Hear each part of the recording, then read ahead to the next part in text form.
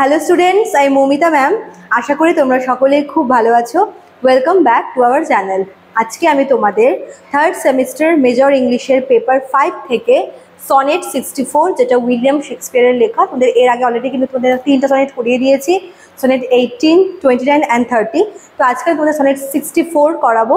চলো দেরি না করে শুরু করে দিই আজকের ক্লাসটা। দেখো কি বলেছে।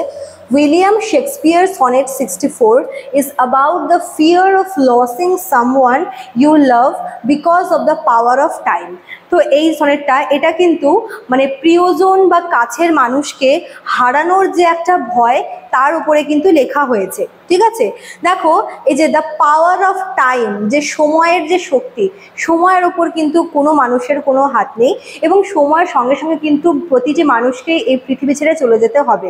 তো আপনজন বা প্রিয়জনকে হারানোর যে ভয়, সেটা কিন্তু এই পোয়েমটার মধ্যে, এই সনেটটার মধ্যে সুন্দর করে দেওয়া রয়েছে, ঠিক আছে। এবং কি বলেছে, the poet speak about how nothing in this world can last for ever, everything is destroyed by time one day. তো স্পিকার কি বলছে যে এই পৃথিবীতে কোনো কিছুই কিন্তু পার্মানেন্টলি লাস্টিং করে না, একদিন না একদিন সবাইকে কিন্তু এই পৃথিবী থেকে চলে যেতে হয়, ঠিক আছে। এবং এই পৃথিবীতে প্রত্যেকটা কিছু, সব কিছুই কিন্তু সময়ের সাথে সাথে বা সময়ের দ্বারা একটা সময় গিয়ে কিন্তু ডিস্ট্রয় হয়ে যায়, ঠিক আছে। সময়ে ধরুন একটা সময়ের পরে সব কিছু কিন্তু ধ্বংস হয়ে যায়, কোনো কিছুই কিন্তু লাস্টিং করে না, ঠিক আছে। The poem begins with the poet saying that he has seen many things in life. Strong towers fall into ruins and tall buildings are destroyed. Even strong stones are broken down by the sea. তো পোয়েমটা শুরু হচ্ছে স্পিকারের একটা কথা দিয়ে, যেখানে speaker বলছে যে তিনি তার জীবনে অনেক কিছু দেখেছেন। অনেক কিছু মানে হচ্ছে অনেক কিছু, মানে অনেক ক্ষয়ক্ষতি বা অনেক কিছু এরকম ধ্বংস হয়ে গেছে তিনি কিন্তু দেখেছেন, যার মধ্যে রয়েছে কি তিনি অনেক শক্তিশালী টাওয়ার, যেগুলো হাওয়াতে বা বৃষ্টির কারণে বা কিছু দ্বারা পড়ে গেছে, ঠিক আছে। আর কি বড় বড় লম্বা বিল্ডিংগুলো তিনি হচ্ছে ভেঙে পড়তে দেখেছেন। আর কি তিনি স্ট্রং স্টোন বা শক্ত যে পাথর, এগুলোকেও কিন্তু তিনি ভেঙে পড়তে দেখেছেন সমুদ্রের তীরে, ঠিক আছে। He has also seen how the sea itself can be controlled by the land. তিনি এটাও দেখেছেন যে কিভাবে যে সমুদ্রের যে গণ্ডি, সেটা কিন্তু ল্যান্ডের দ্বারা কিন্তু কন্ট্রোল হচ্ছে, মানে একটা সময় বা একটা জায়গার পরে সমুদ্র কিন্তু আর এগোতে পারে না, চারিদিকে ল্যান্ড দিয়ে বা স্থলভূমি দিয়ে কিন্তু বাধাপ্রাপ্ত হয়। This show that everything in nature changes, nothing is permanent. তো তিনি এটাই বলতে চাইছেন যে পৃথিবীতে কোনো কিছুই পার্মানেন্ট না, প্রকৃতিতে সমস্ত কিছুই কিন্তু পরিবর্তন হবে। সে যে কোনো ন্যাচারাল অবজেক্ট থেকে শুরু করে আমরা মানুষ থেকে শুরু করে জীবজন্তু প্রত্যেকেই, ঠিক আছে। কি বলেছে the poet, The poet also notices how kings and rulers lost their power. এবার শুধু অর্ডিনারি মানুষরাই যে নিজেদের সৌন্দর্য বা জীবন একটা সময়ের পরে গিয়ে হারিয়ে ফেলে, তেমন কিন্তু না। তিনি এখানে এক্সাম্পল দিয়েছেন কাদের, কিংস এবং রুলারদের। যে যত বড় মানুষই হয়ে যাও না কেন, সে একজন কিং হোক বা কোনো এক রুলার হোক, সেও কিন্তু একটা সময় পরে নিজের ক্ষমতা হারিয়ে ফেলে। They may be great for some time but later they are defeated. একটা সময় পর্যন্ত কিন্তু তাদের আর কি যে রুলটা চলে, একটা সময় অবধি তারা কিন্তু আর কি শাসনটা করতে পারে, কিন্তু একটা সময় পরে গিয়ে মানে ওই সময়টা পার হয়ে যাওয়ার পরে তারাও কিন্তু তাদের ক্ষমতা বা শক্তি কিন্তু তাদের হারিয়ে যায়, ঠিক আছে।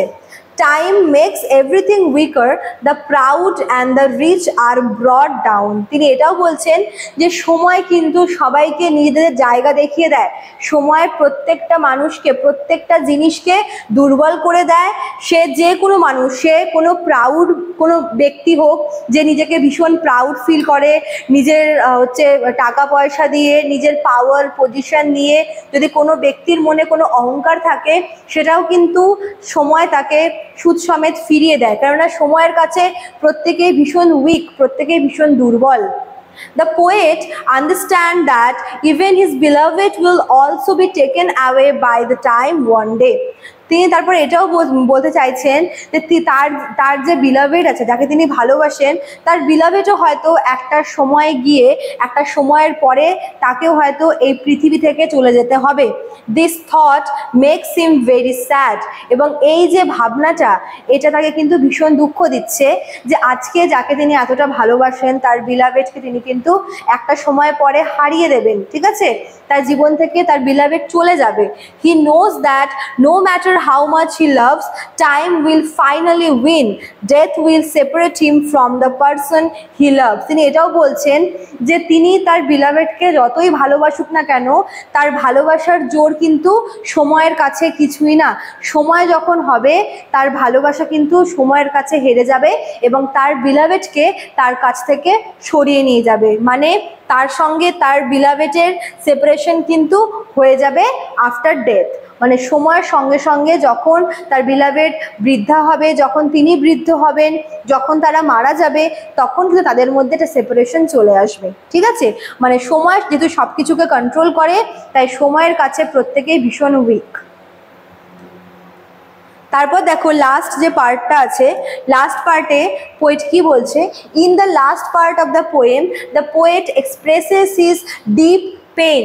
He says he doesn't cry for himself. Instead, he feels pain because he knows that time will one day take his beloved away. His love is strong, but time is stronger. তো শেষ যে পার্টটা একদম এন্ডে poet বা speaker তিনি তার নিজের মনের যে দুঃখটা, তার বিলাভেডকে তিনি যে একটা সময় গিয়ে হারিয়ে ফেলবে, এটাকে আমরা তাহলে ওভার থিঙ্ক বলি। তিনি ওভার থিঙ্কিং করছেন যে ভবিষ্যতে যতই সময় এগোবে ততই কি তাদের বয়স বাড়বে এবং একটা সময় পরে কিন্তু তার বিলাভেডকে মৃত্যু তার কাছ থেকে কেড়ে নেবে। এখানে তিনি বলছেন যে তিনি নিজের জন্য ভয় পান না, তিনি নিজের জন্য ভাবেন না, তিনি ভাবেন তার বিলাভেডের জন্য, যে যাকে তিনি এতটা ভালোবাসেন তাকে একটা সময় কিন্তু একটা সময় পরে মৃত্যু তার কাছ থেকে সরিয়ে নেবে। তো তিনি এখানে এটাও বলছেন যে তার ভালোবাসা হয়তো স্ট্রং, কিন্তু সময় স্ট্রঙ্গার, সময় আরও বেশি ক্ষমতাশালী, সময়ের কাছে সবাই ভীষণ উইক। ঠিক আছে, the sonnet is about the struggle between love and time.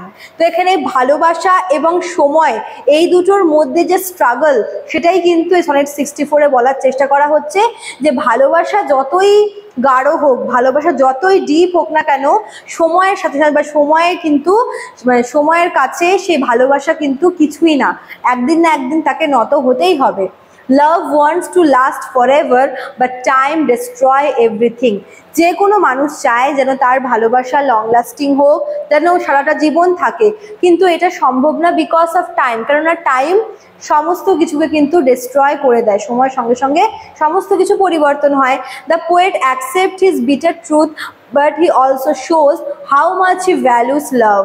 Plus তিনি এখানে স্পিকার এটাও বলতে চাইছেন যে তিনি তার ভালোবাসাকে কিন্তু এখানে ছোট করছেন না, যে সময়ের কাছে তার ভালোবাসা ভীষণ উইক, ভীষণ ছোট, এমন কিন্তু না।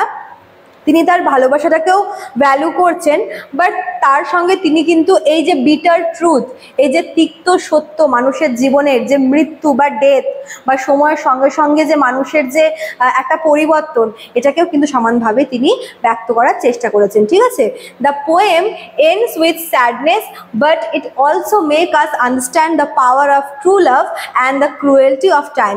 তো এখানে পোয়েমটার যে এন্ডিংটা, সেটা কিন্তু ভীষণ স্যাড টোনে তিনি লিখছেন, মানে পুরো পোয়েমটার টোনটা কিন্তু ভীষণ স্যাড, বাট তার পাশাপাশি তিনি কিন্তু এটাও বলতে চেয়েছেন যে সত্যিকারের যে ভালোবাসার যে ক্ষমতা, আর তার সাথে হচ্ছে কি সময়ের যে ক্রুয়েলটি, মানে একদিকে রয়েছে হচ্ছে ট্রু লাভ, অন্যদিকে রয়েছে হচ্ছে টাইম। এই দুটোর মধ্যে যদি কম্পিটিশন হয়, সবসময় কিন্তু টাইমটাই জিতবে।